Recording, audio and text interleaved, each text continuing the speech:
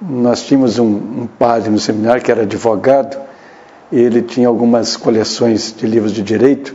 Eu ficava namorando aqueles livros e pensando que algum dia eu poderia fazer um curso de direito. Iniciei meu curso de direito na Faculdade de Juiz de Fora em fevereiro de 1960.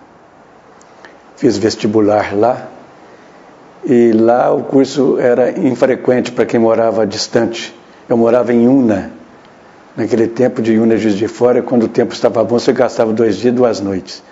Quando chovia, você às vezes gastava até uma semana para chegar lá. Lá em Juiz de Fora, fiz o curso durante 3 anos. No 4º ano de Direito, eu consegui minha transferência para a Vitória e fiz o 4º ano e o 5º ano, que também era infrequente. Lá em Juiz de Fora, a gente era obrigado a fazer 3 provas por ano. Uma em junho, outra em dezembro e outra em fevereiro. Passasse ou não passasse em dezembro, tinha que fazer em fevereiro. Aliás, tinha que passar em dezembro para ter direito de fazer em fevereiro os infrequentes. E aqui em Vitória já era um pouco melhor. Só se fazia 2 provas por ano. Fazia-se em junho e dezembro. Esse interesse despertou em mim por volta de 64, 63, 64, quando eu me formei, porque eu sempre ambicionava melhorar de vida. E a vida de professor era, naquele tempo até que não era tão mal remunerado em comparação com outras profissões, mas não era tão bem remunerado. E eu achava que ser promotor para mim seria o ideal, porque eu teria independência para poder atuar, teria independência inclusive financeira, eu acreditava. Então, por isso tudo, e eu gostava de júri. E o promotor sempre fez muito júri. A gente, aliás, no interior só conhece a justiça através do júri. Quando é público, né, todo mundo assiste. Então, isso é que despertou em mim o interesse em ser promotor de justiça. O nosso concurso, eu fui até abençoado por Deus, porque naquele tempo a comunicação era muito difícil. Então, quando eu recebi um telegrama da Dona Ormi, que era secretária do Ministério Público, de esplêndida memória, pessoa extraordinária, Dona Ormi. Ela então passou um telegrama para mim, Una, que por felicidade chegou 2 dias antes de começar as provas, senão eu não ia nem saber que o concurso ia se realizar, começar na segunda-feira seguinte. Numa quinta-feira eu recebi esse telegrama me alertando que segunda-feira começava o concurso. Então, nesse mesmo dia, eu peguei um ônibus e vim para Vitória.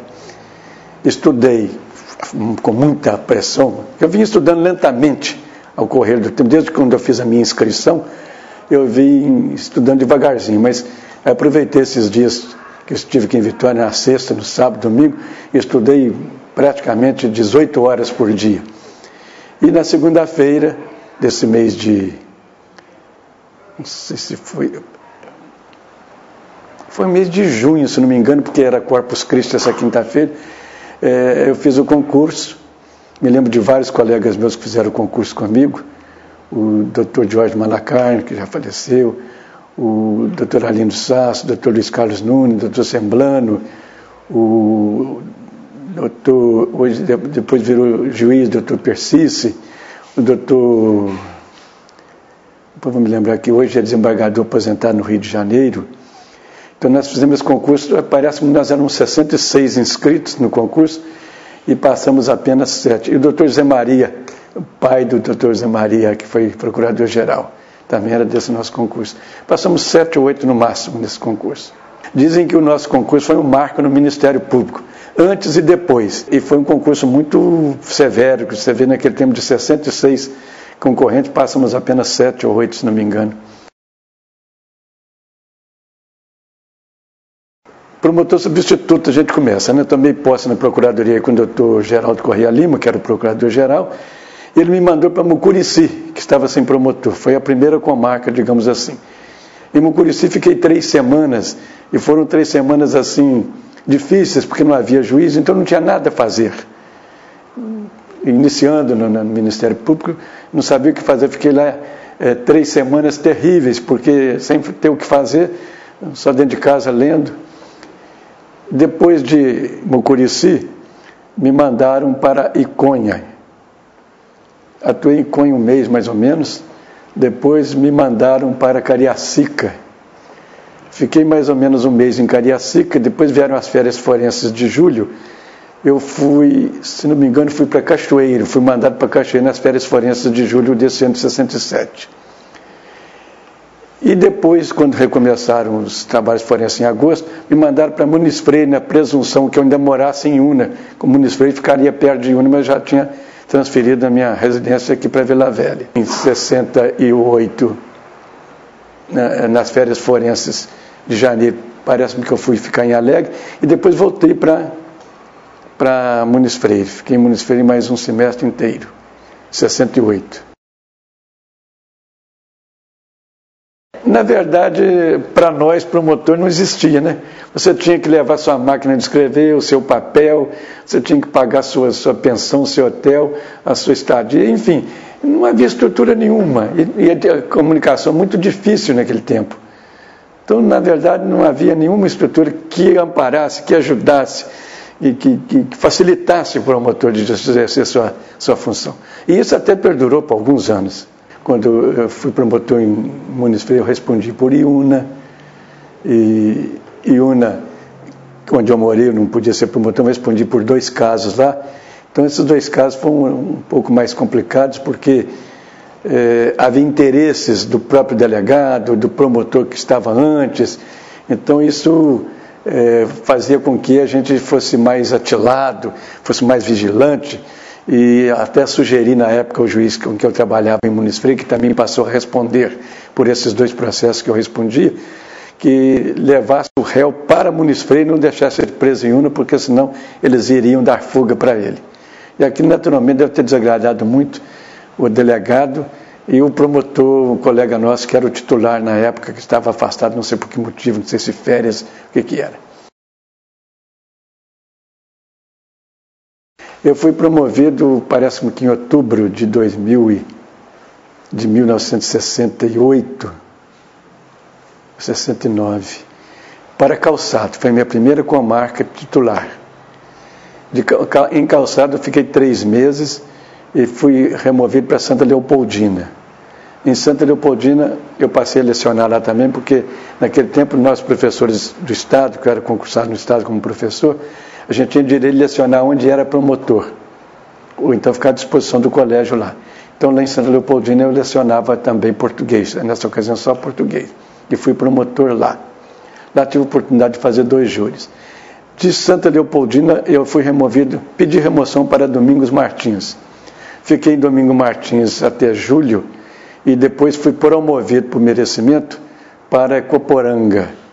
O procurador-geral, Dr. Maurício de Oliveira, que por sinal gostava muito de mim, foi ele até que fez toda essa minha promoção, que eu tinha até assentado comigo que não ia aceitar mais promoção, porque eu tive um pequeno aborrecimento com o Ministério Público quando eu estava em Santa Leopoldina. Então eu tinha assentado comigo que não iria mais aceitar promoção, mas o Dr. Maurício de Oliveira insistiu tanto comigo que eu acabei aceitando a promoção para Ecoporanga. Mas aí eu não fui para Ecoporanga nesse ano de 68, final de 68, 69, não me lembro bem, que o Dr. Maurício de Oliveira, como procurador-geral, mandou que eu ficasse em casa, como assessor dele, ele levava os processos, ele tinha isso, ele ia pessoalmente levar os processos lá na minha casa, eu morava na rua Henrique Laranja, lá no centro de Vila Velha, ele levava os processos pessoalmente para mim, para eu poder falar nos processos para ele. Só fui realmente para Ecoporanga como titular, já era titular desde 69, no começo de 70. Em Ecoporanga eu fiz muitos júris, devo ter feito, ao longo de quase 2 anos que eu fiquei lá, devo ter feito provavelmente uns 80 júris. Lá os júris eram pesados, porque quando eu fui para Ecoporanga havia muita morte, e morte de mando, geralmente eram 4, 5 para matar um. Então, geralmente, os júris eram muito concorridos por causa disso. Eram 4, 5 advogados e o promotor, naquele tempo, era só um promotor que fazia a júri, como hoje, que tem 2, 3 promotores que respondem para a mesma vara, para a mesma comarca. Lá não era gente só. Nessa ocasião, lá em Ecoporanga, eu fui ameaçado de morte por um advogado. Por quê? porque eu dei um parecer contrário aos interesses dele num processo de menor. E eu disse a todos lá durante o júri que enquanto eu estivesse ali, menor nenhum ia ser prejudicado, que ainda que eu tivesse que morrer, mas eu ia defender sempre o interesse do menor. Então, como naquela época se fazia muito disso, morria o cidadão, eles obrigavam a viúva a ir embora para o norte, e passavam umas escrituras, uns termos de venda, de compra e venda, assim, de qualquer maneira. Mas quando iam fazer a escritura, foi nessa época, o promotor tinha que assinar a escritura para poder ser feito. E eu não concordava com os valores que eles atribuíam aos bens daqueles menores, daquelas viúvas. Então, por isso, esse advogado me ameaçou de morte. Mas, graças a Deus, nada aconteceu. Mas vocês perguntaram a estrutura do Ministério Público. Eu não tive amparo e apoio nenhum nesse evento, nesse efeito. Então, não havia nenhuma estrutura nesse sentido de amparar o promotor de justiça. E vejam bem, como às vezes não havia essa estrutura de hoje de amparar o promotor. O nosso colega de UNA, o doutor Del Schneider, que acabou sendo morto lá, eu como conhecia bem UNA, eu avisei muitas vezes ao procurador-geral da época que devia tirar o doutor Del Schneider de UNA, porque ele ia acabar sendo morto lá. Conhecia muito bem UNA, né? Pela atuação dele, essa coisa toda, pelo que era UNA, e não tiraram, e acabou que ele foi assassinado lá. Da Coporanga eu fui para Nova Venécia. Depois de Nova Venécia é um capítulo diferente da minha história. Eu fui trabalhar no executivo, vamos contar isso depois. Mas, na verdade, eu não tive dificuldade assim, nenhuma com a marca de exercer o Ministério Público. Sempre fui muito respeitado, graças a Deus, sempre muito atuante e sempre muito diligente. Então, nunca tive assim, qualquer dificuldade em exercer o Ministério Público lá nas comarcas onde eu estive. Fiquei em Coporanga 70 e 71. Foi o lugar que eu passei mais tempo como promotor de justiça. Naquele tempo era muito distante. Eu entrava no ônibus aqui ao meio-dia e chegava lá às 8 horas da noite. Eram 8 horas de viagem. Eu era promotor de justiça em Nova Venécia. Então, lá um belo dia, eu recebi um telefonema num restaurante que a gente almoçava. Havia apenas 2, não sei como é que eles descobriram. Alguém da Casa Civil do governador me pedindo que quando viesse o final de semana em casa, eu passasse lá na segunda-feira, antes de voltar para Araquamarca, passasse lá na Casa Civil. Até me causou um certo espanto esse convite, porque ainda disse para a pessoa assim, eu não tenho nada com o governador, não tenho nada com a Casa Civil. Não, mas o senhor faz favor. Então eu prometi que passava. Depois a minha mulher, quando eu cheguei em casa, ela estava até apavorada, eu não tinha telefone em casa na época, era do vizinho, não sei como é que eles descobriram o telefone do meu vizinho, para poder telefonar para a minha casa, ela estava apavorada, porque haviam telefonado antes lá para esse vizinho que queriam falar comigo. Então ela ficou muito angustiada e preocupada com o que estaria acontecendo. Mas felizmente não aconteceu nada, simplesmente recebi esse convite para a Casa Civil. Lá na Casa Civil eu fui na segunda-feira, então recebi o convite do doutor José Costa, que era o secretário da Casa Civil, para ser subchefe da Casa Civil naquela época. Então eu disse a ele que eu me sentia muito sensibilizado pelo convite, mas tinha que dar uma satisfação ao procurador-geral da época, que era o doutor Volgano, grande procurador, pessoa excelente. E aí, mas eu aceitaria esse caso não houvesse problema. Ele até me disse que não, que o governador me colocaria à disposição e não haveria problema nenhum. Mas fui ao doutor Volgano dar a ele satisfação do convite que eu tinha recebido. E o doutor Volgano até me sentiu muito lisonjeado do convite feito ao membro do Ministério Público. Parece-me que eu fui o primeiro membro do Ministério Público a servir no Poder Executivo. Então fui para ser subchefe da Casa Civil. Fiquei lá durante um ano, mais ou menos. Depois disso, eu fui convidado para ser secretário de Estado da Promoção Social no governo do Dr. Arthur Gerhard Santos. Fui secretário da Promoção Social durante uns 7 meses, no final do governo do Dr. Arthur, terminei o governo dele como secretário de Promoção Social. No ano seguinte começou o governo do Dr. Elcio Álvares, e a doutora Mariazinha Lucas Veloso me convidou para voltar para ser subchefe da Casa Civil, que ela era chefe da Casa Civil. Então fiquei lá até maio. Em maio me deu vontade de voltar novamente para as minhas atividades do Ministério Público, Então eu pedi a ela que eu queria voltar. Fui ao Dr. Wagner e realmente voltei. E a minha comarca nessa época era Mimoso do Sul. Fui a Mimoso apenas para assumir que no dia seguinte já tinha sido removido para Castelo, que era comarca de segunda entrância. Em Castelo fiquei até janeiro, mais ou menos, e em janeiro eu me pedi remoção para Guarapari. Era titular de Guarapari quando em final de setembro, começo de outubro de 70, não sei se era 78, 79, recebi um convite da dona Mariazinha Lucas para assumir o cargo de subsecretário da Segurança Pública do Estado. Então deixei o exercício da profissão lá em Guarapari e vim ser subsecretário de Segurança, e eu fui o primeiro subsecretário de Segurança do Estado. A subsecretaria tinha sido recém-criada e trabalhei com o coronel Hugo Anzelor, que era um homem extraordinário, era um coronel do Exército, que era o secretário de Estado da Segurança Pública. Lá eu fiquei até o final do governo do Dr. Elcio Alves por quase 2 anos. Depois de lá, saí e voltei ao Ministério Público.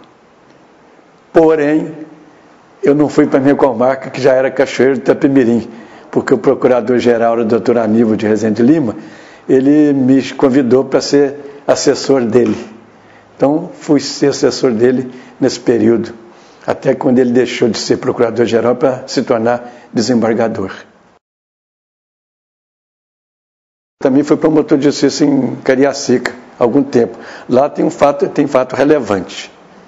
Eu fui, nessa ocasião, até foram meus adjuntos, o doutor Gabriel e o filho do doutor Benedito. Eles dois foram meus adjuntos lá por um mês. E o pai dele até era o procurador-geral. E lá em Cariacica houve fato relevante, porque quando eu era promotor de justiça lá, recomeçou o processo contra o prefeito Vicente Santoro. E eu que atuei nesse processo. E esse processo foi um processo de muita repercussão, porque ele tinha sido iniciado na Procuradoria-Geral da Justiça. Porque ele era deputado na época. Depois ele deixou de ser deputado, foi para a comarca. E na atuação desse processo eu sofri várias ameaças por telefone.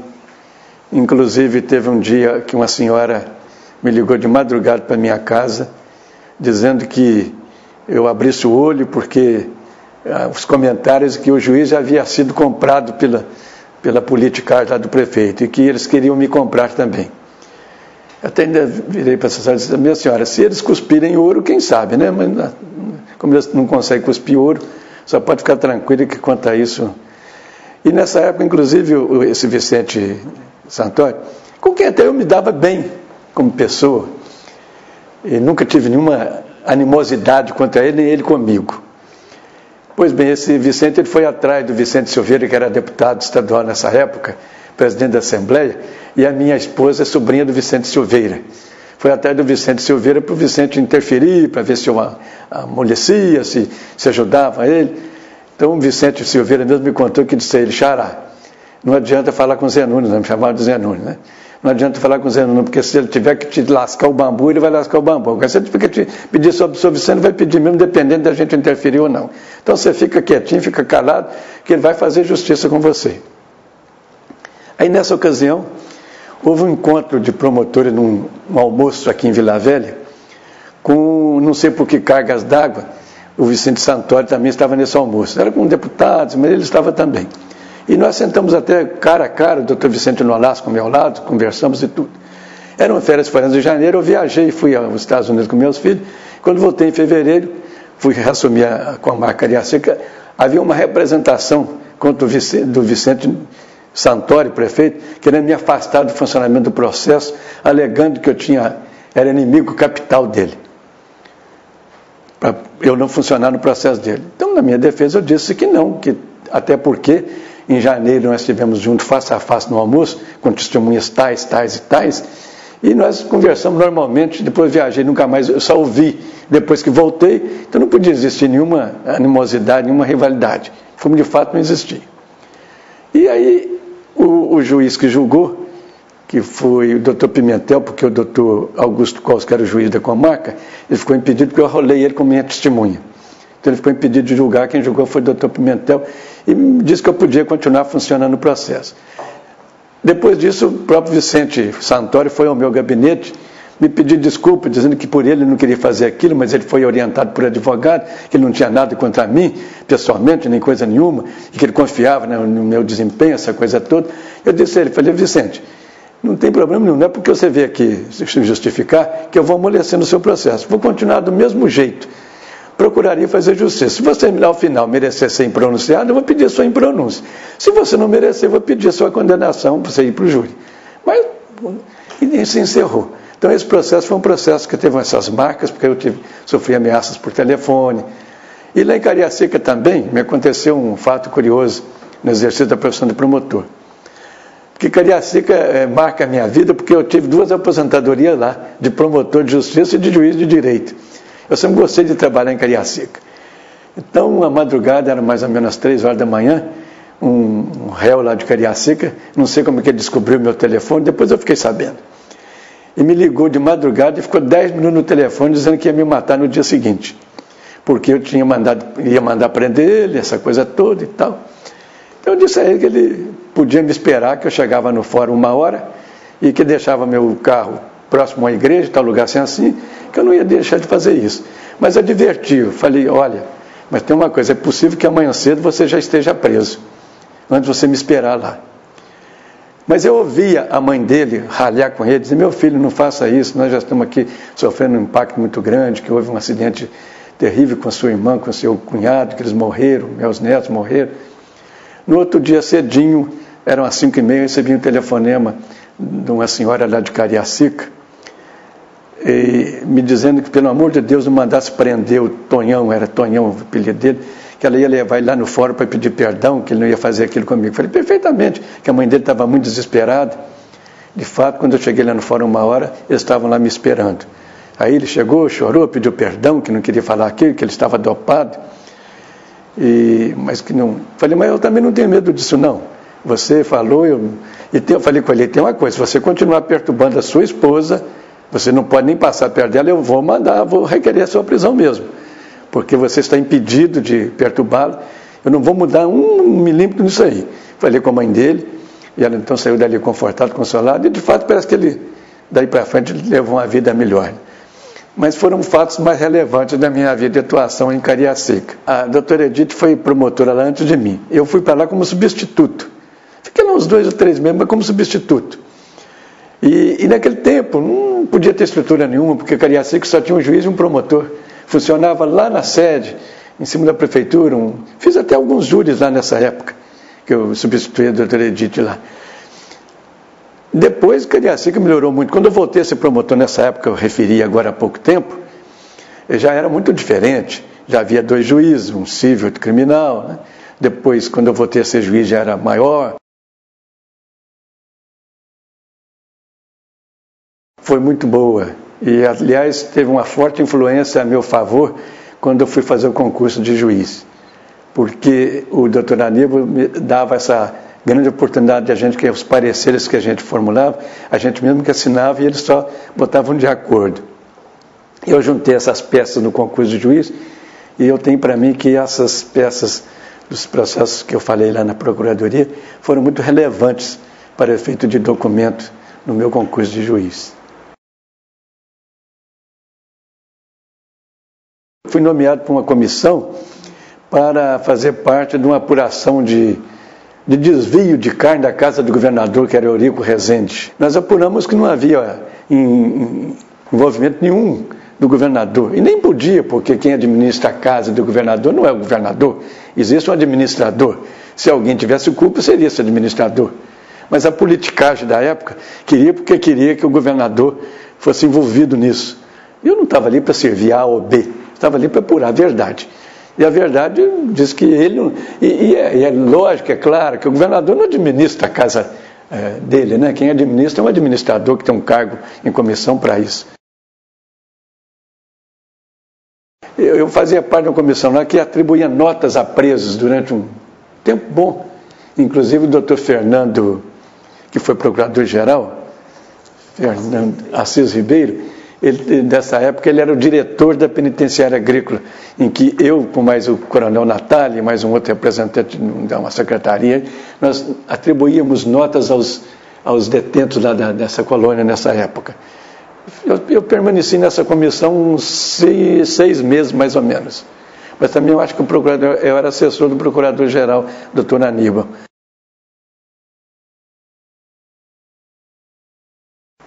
Felizmente havia muito entrosamento entre os colegas, muita amizade, não havia nenhuma emulação, nenhuma disputa entre nós. E a Procuradoria era muito acolhedora na época, sobretudo no tempo do doutor Maurício, no tempo do doutor Abimar, mesmo o Carlos Guilherme, o doutor Volgano, mas sobretudo o doutor Abimar e o doutor Maurício foram procuradores gerais que acolhiam muito, pelo menos é o que eu sentia. Então eu acho que o nosso convívio era muito bom, era excelente naquele tempo. E depois teve um tempo que já não foi tão assim legal, sabe? Havia mais disputa, mais emulação, mas nessa época era muito boa. Agora, a estrutura, digamos assim, para a gente funcionar, não existia nenhuma. Como eu disse, você tinha que levar do lápis, da caneta, da máquina de escrever, do papel, você tinha que ter tudo. Era você que financiava isso tudo. Era você que tinha que dar conta disso tudo. A sociedade atribuía ao promotor importância, sobretudo no interior, acima até a importância do juiz. Por quê? Porque o povo do interior, sobretudo, estava acostumado a conhecer a justiça pelo funcionamento do júri. Era quando eles viam funcionar a justiça. Até porque, um certo dia lá em Coporanga, alguém me perguntou assim: doutor, quando vocês não estão fazendo jurado, o que vocês fazem? Eles achavam que a gente só trabalhava quando tinha júri. Ele falou jurado. Então, e como no júri, quem aparece, quem fala, quem grita, quem briga é o promotor, o povo até achava que o promotor tinha mais importância do que o próprio juiz. Então, sobretudo no interior, o promotor tinha uma importância muito grande. E os promotores naquele tempo eram muito atuantes na sociedade. Eu, pelo menos, fui sempre assim. No sentido de isso que a doutora Edith falou que fazia aqui em Cariacica, nós fazíamos no interior. Eu sempre fiz, de atender as pessoas, as brigas das pessoas entre si, a gente chamava para tentar resolver. Em Coporanga, por exemplo, eu devo ter evitado no mínimo umas 30 mortes, porque havia aquelas disputas de terra, briga de patrão com o empregado. Então, como na parte da manhã já não fazia nada, eu ficava no fórum fazendo uma espécie de um serviço social, atendendo essas pessoas, procurando harmonizá-las, resolver as questões. Lá, em todas as comarcas onde eu passei, a minha parte da manhã eu fazia isso. Então, o promotor tinha uma importância muito grande, porque o juiz, como ele ia julgar, ele não chamava essas pessoas para tentar uma harmonia, um acordo, né? Resolver sem violência aquilo. E nós, promotores, fazíamos isso. Eu, pelo menos, sempre fiz, e muito nas minhas comarcas. Isso também me dava uma satisfação íntima muito grande, porque eu estava ajudando o povo da comarca. Isso existiu muito. E parece-me que atualmente, desculpa o Ministério Público de hoje, pelo menos eu tenho ouvido algumas reclamações no interior por aí, que os promotores não estão mais fazendo desse jeito. Em Coporanga, inclusive, nós evitamos, eu acredito, umas 30 mortes, por causa desse trabalho de assistência social que eu fazia. Em Coporanga eu tive mais tempo, porque eu tive 2 anos, era uma comarca terrível, muito tumultuada, perigosa até. E então eu fiz com mais intensidade. Mas fiz em Muniz Freire, fiz em Calçado, em todas as comarcas por onde eu passei, eu fazia. Mas eu sempre entendi que o promotor era promotor de justiça. E se é para fazer justiça, você tem que interferir. Você tem que procurar ajudar o povo a resolver os seus problemas. Não é verdade? Então, embora eu entendia que era uma função da instituição como instituição, embora a gente não era orientado para fazer isso, eu sempre entendi que o promotor devia atuar dessa maneira. Porque você está ali para ajudar o povo.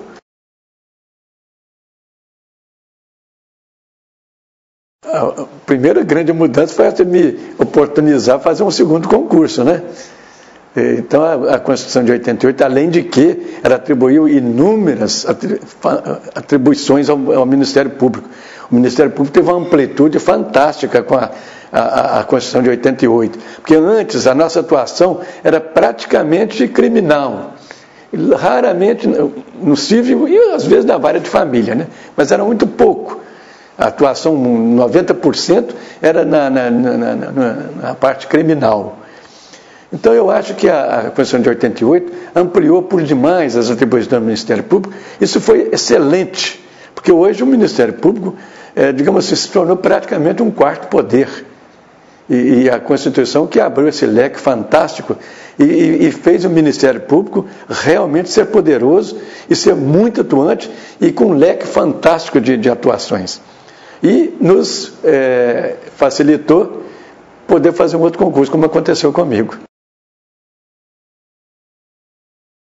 Falava-se muito no Dr. Elias Faisal pelos júris que ele fazia em Vitória, né?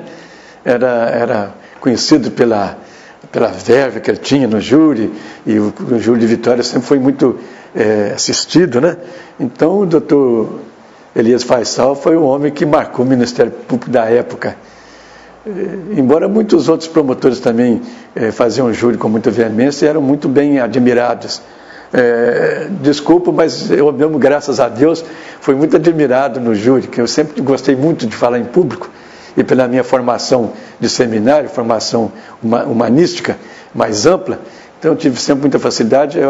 Os júris que eu fazia em Coporanga era tão concorrido que o pessoal se espalhava pela praça para poder assistir o júri, porque o povo do interior, o júri era como se fosse um espetáculo, fosse um teatro.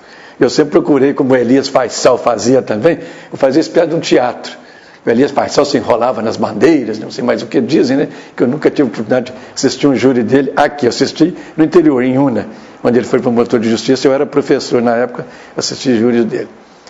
Mas fora isso, e procurador-geral que marcou pela sua habilidade, pela sua aquiescência, pelo seu acolhimento, o doutor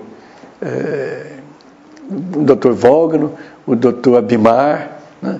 O doutor Maurício, esses três eu destacaria. E o próprio doutor Naníbal de Itaí de Lima, que era muito educado, muito fino, muito bacana mesmo.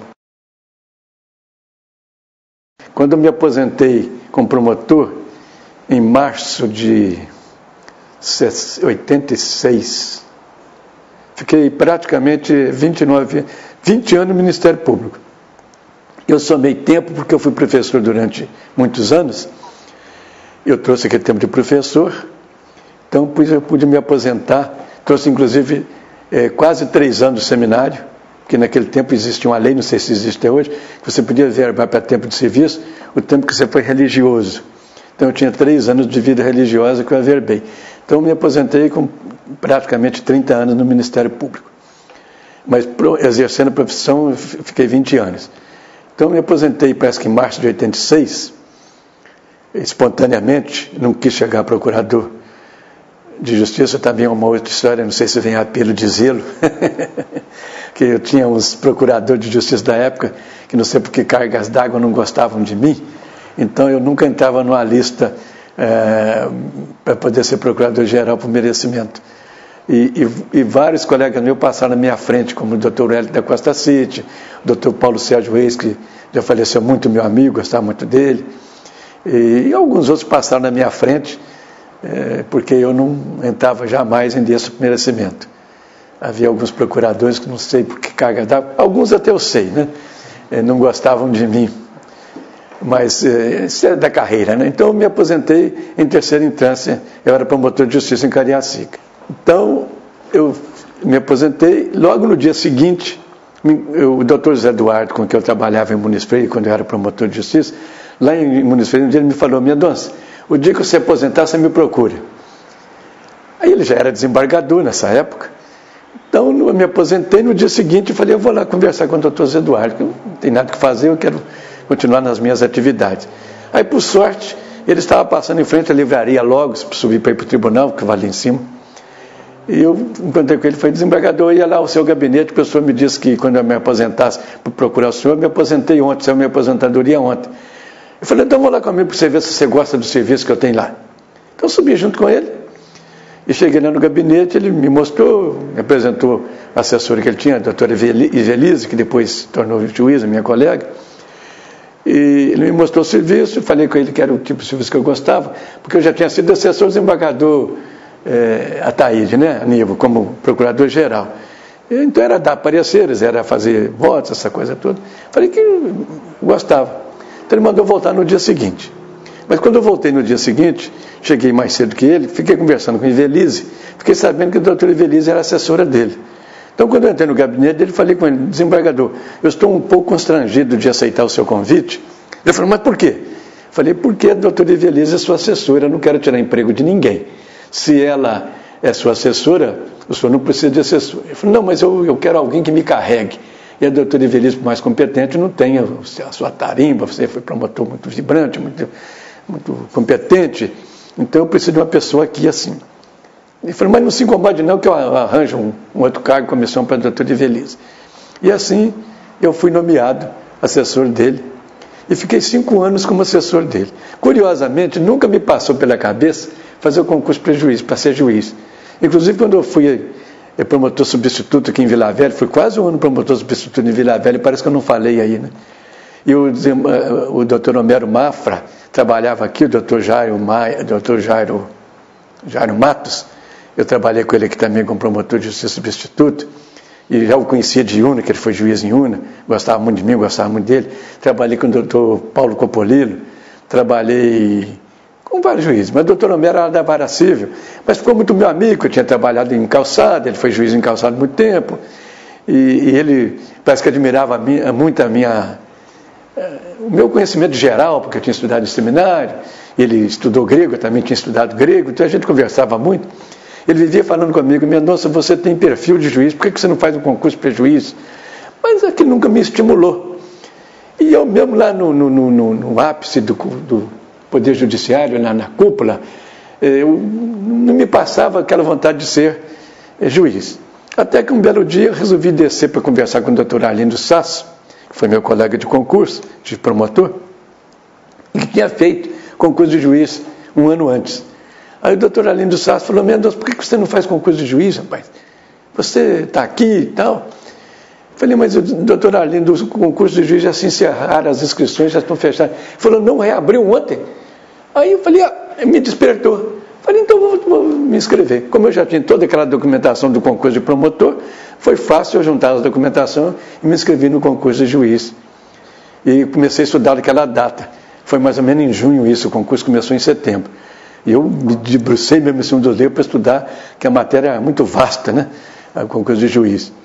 Então eu fiz o concurso, começou mais ou menos em setembro, outubro, e nós éramos 480 candidatos, passamos 28.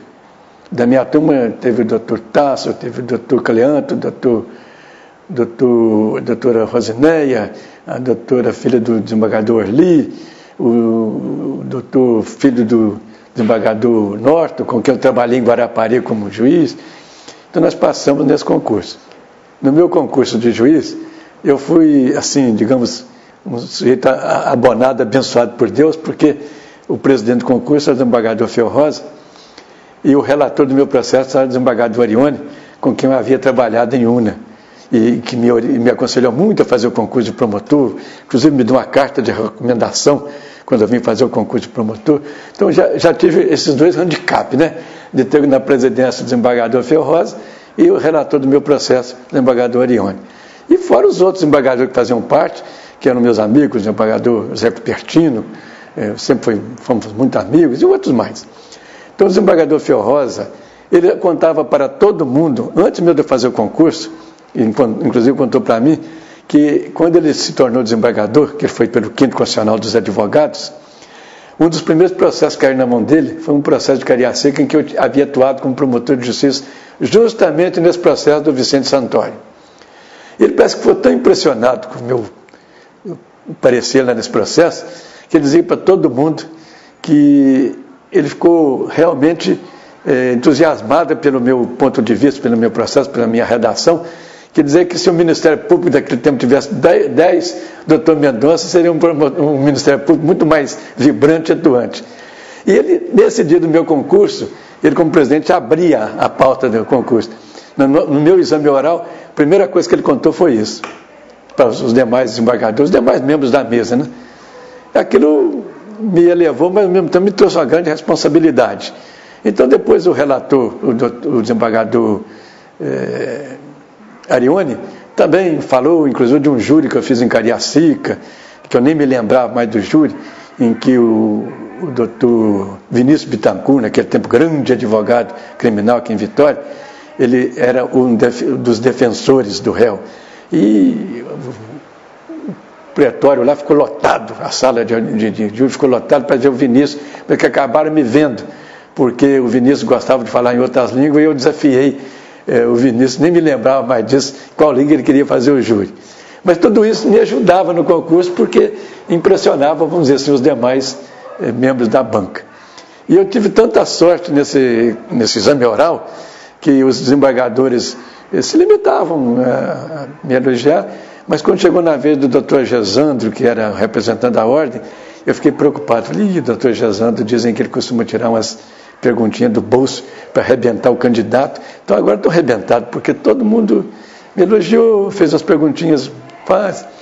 Aí, para surpresa minha, o doutor Gesandro, com a palavra, ele virou e disse assim: eu conheço o doutor Mendonça desde a Coporanga, quando eu advoguei lá, e ele era promotor de justiça lá, e a atuação dele era muito vibrante, muito querido do povo, muito admirado, e eu até porque não tenho nenhuma pergunta ali a fazer. Aí falei, graças a Deus. E assim me tornei juiz. E fui nomeado no dia 2 de dezembro de 91. Mas a sorte sempre sorriu para mim. Como o desembargador Zé Duarte tinha sido eleito presidente do tribunal para o biênio seguinte, e como o juiz substituto, como promotor, ele vai para onde o chefe manda, aí o desembargador Zé Duarte determinou que eu ficasse como assessor dele, como juiz. Naqueles 2 anos de regra, era 3. Então, o período que ele foi presidente do tribunal, que foi 92, 93, eu como juiz fiquei como assessor dele. Foi muito bom para mim, por 2 motivos. Primeiro que eu fiquei em casa, né? Não fiquei andando para lá e para cá. E segundo, me obrigou muito a estudar a parte civil, que o promotor naquele tempo atuava muito pouco no civil, então a gente praticamente não estudava nada de civil. Mas lá na função que eu fui exercer, que era para falar nos recursos extraordinários, recurso especial para o Superior Tribunal de Justiça, eu fui obrigado a ler muito, estudar muito a parte civil, processo civil, o direito civil em si, e foi muito útil para mim, inclusive depois no exercício da profissão de juiz. Lá então eu fiquei 2 anos como assessor do desembargador Zé Eduardo Grande Ribeiro. Quando terminou o período dele, eu tinha sido, nesse período que eu estava lá, fui promovido para a comarca de Boa Esperança. Mas ainda, exercendo o cargo como assessor, eu pedi remoção para a comarca de Itarana, que era bem mais perto. Então fui assumir, quando terminou o mandato dele em fevereiro de 93, 94, eu fui para Itarana. Fiquei como juiz em Itarana 1 mês, e como a estrada era muito ruim para ir para Itarana, e estava vaga Alfredo Chaves, eu requeri minha remoção para Alfredo Chaves. Fiquei em Alfredo Chaves 3 meses. Nesse meio tempo em Alfredo Chaves, fui promovido 2 vezes por antiguidade, porque o movimento era muito grande, estou acentuando a antiguidade, mas 2 vezes praticamente em menos de 1 mês. Fui promovido para Castelo, que era a 2ª entrância, e de Castelo fui promovido para Linhares, que era a 3ª entrância. Mas não fui para nenhuma das 2 comarcas, porque o presidente da época, o desembargador Felrosa, que eu tive a grata satisfação dele ter presidido o meu concurso, ele então me telefonava pedindo que eu continuasse em Alfredo Chaves. Então ele mesmo não deixou que eu fosse nem para Castelo, nem para Linhares. Depois, um dia, eu recebi um telefonema do assessor dele, que é o desembargador Pedro, filho dele, na época não era desembargador ainda, me pedindo para assumir a comarca da Serra. Vim para cá, para a Serra. Ponderei ele que eu preferia ir para Linhares, porque Linhares eu ia, ficava, não ficava para lá e para cá. E Serra eu ia querer ir e voltar, e o trânsito ali era muito ruim. Ele me ofereceu o Cariacica, falei, para Cariacica eu vou, porque Cariacica é pertinho aqui, naquele tempo não tinha tanto trânsito como tem hoje, né? Então ele falou, então você vem para Cariacica, eu vou tirar o juiz que está lá na vara criminal. Naquele tempo também só tinha 2 varas criminais, 1ª e 2ª, hoje tem 4, né? Então, a pedido dele, eu vim para Cariacica, por determinação, porque a minha comarca era Linhares, e fiquei em Cariacica quase 1 ano, lá respondendo por essa 2ª vara, quando foram criadas 2 varas a mais em Cariacica, 3ª e a 4ª. Houve uma remoção, que o Felrosa, muito prático, botava todos os juízes no salão nobre e fazia remoção na hora lá. Promoção, remoção, num dia, removia e promovia todo mundo. Eu tenho um colega como o Dr. Roque, que até já faleceu, muito meu amigo. O Dr. Roque, inclusive, foi promovido de substituto à 3ª entrância, assim, num dia. porque o Ferroz era muito prático. Então eu fui removido de Linhares para essa vara lá de Cariacica, que tinha sido recém-criada. E lá fiquei até aposentar.